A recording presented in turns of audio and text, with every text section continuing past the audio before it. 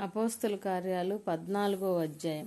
ఈకొనియాలో ఇలా జరిగింది. వారు కలిసి యూదుల సమాజ కేంద్రంలోకి వెళ్ళి ఏ విధంగా మాట్లాడారంటే, పెద్ద సమూహంగా ఉన్న యూదులు, గ్రీసు దేశస్థులు యేసు ప్రభువును నమ్మారు. కానీ నమ్మని యూదులు యూదేతరులను పురికొల్పి వారి మనసులో సోదరుల మీద వ్యతిరేక భావం కలిగించారు. అందుచేత పౌలు, బర్నబాలు ప్రభు సహాయం ద్వారా ధైర్యంగా మాట్లాడుతూ అక్కడ చాలా కాలం గడిపారు. ప్రభు వారి చేత సూచకమైన అద్భుతాలు, వింతలు జరిగించటం మూలంగా తన కృపమయమైన వాక్కు గురించి సాక్ష్యమిస్తూ ఉన్నాడు. ఆ పట్టణం జన సమూహాల మధ్య పరస్పర భేదాలు కలిగాయి. కొంతమంది యూదుల పక్షం వహించారు, మరికొంతమంది అయితే క్రీస్తు రాయబారుల పక్షం వహించారు. యూదులు కాని వారు తమ అధికారులతో పాటు వారిపై దౌర్జన్యం చేసి రాళ్లు రువ్వి చంపడానికి పూనుకున్నారు.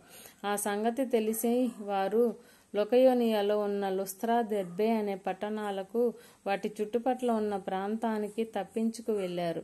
అక్కడ కూడా వారు శుభవార్త ప్రకటిస్తూ ఉన్నారు. లుస్త్రలో పుట్టిన కుంటివాడు ఒకడు కూర్చొని ఉన్నాడు. కాళ్ళలో సత్తువ లేక అతడు ఎన్నడూ నడవలేదు. పౌలు మాట్లాడుతూ ఉంటే అతడు విన్నాడు. పౌలు అతని వైపు తేరి చూచి స్వస్థత పొందడానికి అతని నమ్మకం ఉందని గ్రహించి, లేచి చక్కగా నిలబడు అని బిగ్గరగా చెప్పాడు. అతడు తటాలున లేచి నడవడం మొదలుపెట్టాడు. పౌలు చేసినది ప్రజా సమూహాలు చూచి కంఠమెత్తి లుకయోనియా భాషలో ఇలా అన్నారు: దేవుళ్ళు మానవ రూపం దాల్చి మన దగ్గరికి దిగి వచ్చారు.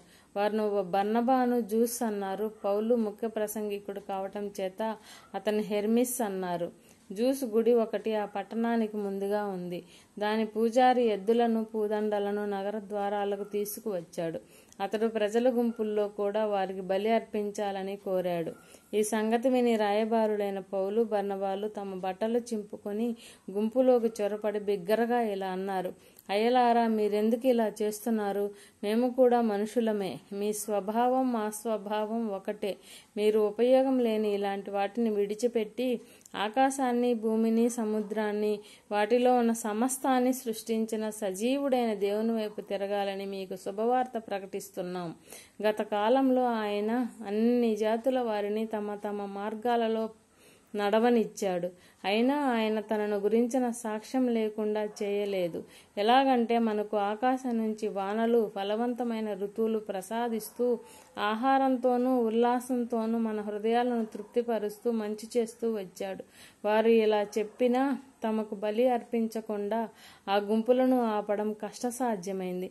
తర్వాత అంతియోకియా నుంచి, ఈకొనియా నుంచి కొంతమంది యూదులు వచ్చి ఆ గుంపులను ప్రేరేపించారు. పౌలు మీద రాళ్లు రువ్వి అతడు చనిపోయాడనుకొని అతన్ని పట్టణం వెలుపలికి ఈడ్చుకుపోయారు. అయితే అతని చుట్టూరా శిష్యులు గుమిగూడినప్పుడు అతడు లేచి పట్టణంలో ప్రవేశించాడు. మర్నాడు బర్నబాతో దెర్బేకు వెళ్ళాడు.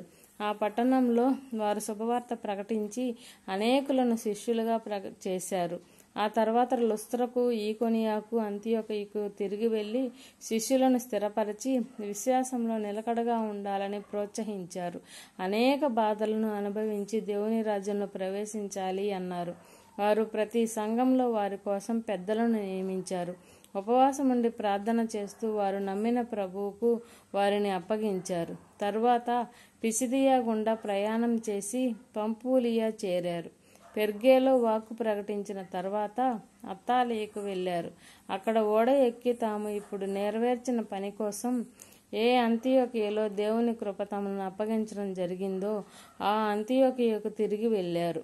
అక్కడ చేరినప్పుడు వారు క్రీస్తు సంఘాన్ని సమకూర్చి దేవుడు తమ చేత